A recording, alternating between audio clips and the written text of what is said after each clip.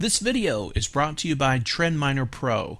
Discover hot trends by leveraging 14 million terabytes of Google data collected from 3.5 billion searches per day. Find hidden trends in your market and target new trends before they become hyper-competitive.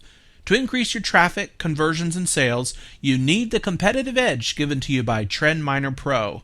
Check it out today. Here's a great tip to improve your conversion rate. 1 mil. You could also call it 1 billion if you're really ambitious. How do you get a billion? And so I was alluding to this earlier.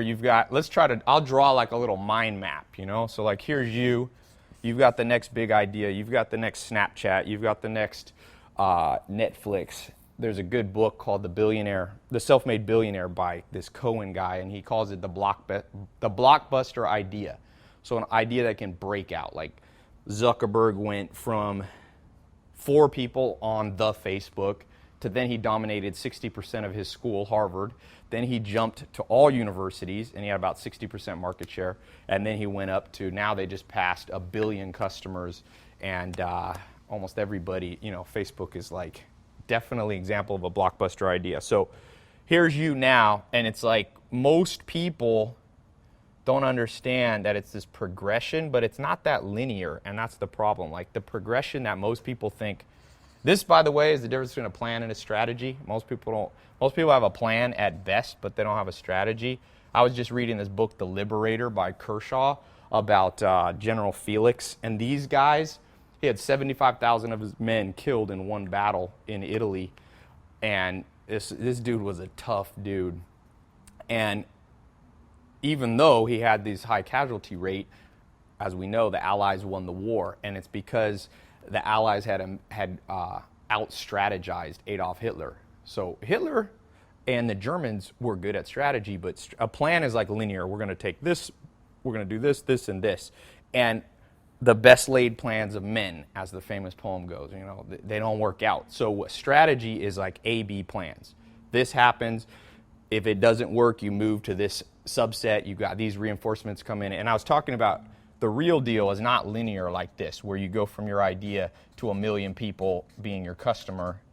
If you're an entrepreneur, if you're an artist, maybe you want to have 1 million people download your single. Maybe you are, somebody that's breaking out a franchise idea. You're a coach, a consultant, whatever it might be. Or, by the way, this is the progression. If you have a 9-to-5 job and you want to get a raise, this is the progression up the chain. If you're what I call an intrapreneur. The entrepreneurs start new things, intrapreneurs work with them. You can make money both ways. Not everybody's an entrepreneur. So wherever you are, the real deal, it's going to be more like branching. So heuristics is more this way. The real way humans decide things is a branching chain of events. And so good strategists are like chess players. There's trillions of permutations. And so whether it's your business plan or understanding the psychology of how people decide things. Here's a great productivity tip to help you save time. Next tip is using Zed to do basic coding. For those of you who do some admin work for your pro-justice or law help or other websites, don't necessarily have an HTML coding experience, this is a kind of beginner tool, I think. And basically, it makes it easier to what you're doing when you're working with HTML or different kinds of code. So if you see the blue script tag right here, if you clicked on that in the program, it would also highlight the end tag, which is really useful to make sure you're getting the basics down. And I downloaded this one as it's Google Chrome app, that I didn't have to go through my organization's IT department to get additional software downloaded to be able to do this. So since it's an app, it's not something that you're actually installing onto your computer. Here's a great productivity tip to help you save time. The next thing that I'm going to talk about is something called GitHub, but I like to suggest that it be used for non-coding projects. So GitHub is an open, meaning public, code repository that lots of different folks ranging from the government to the private sector use to store and edit and collaborate on code. And so an example of this that I saw recently was an article in Bloomberg News about code.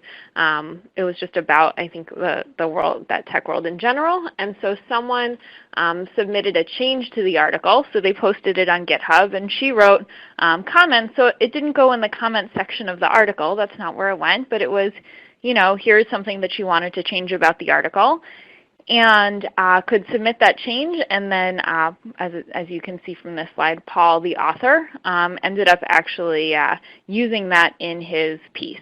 So I think if you're working on a big collaborative document with a lot of people from lots of different parts of the world, so not just in your own organization, you may want to take feedback or comments, but might not want to incorporate all of it, and you might want to give people more space than you might just in a Google Doc comment section. And I think that this allows you to do that nicely. It does it in public, which to me I think is a benefit, but obviously other folks may not find that to be a benefit. So you do want to be clear. Someone could find whatever you're putting online. That's all for now. I hope these tips, ideas, and strategies will help you grow your business. And don't forget to check out TrendMiner Pro. Instantly leverage 14 million terabytes of Google market research data collected from 3.5 billion searches per day. Increase your traffic, conversions, and sales with TrendMiner Pro.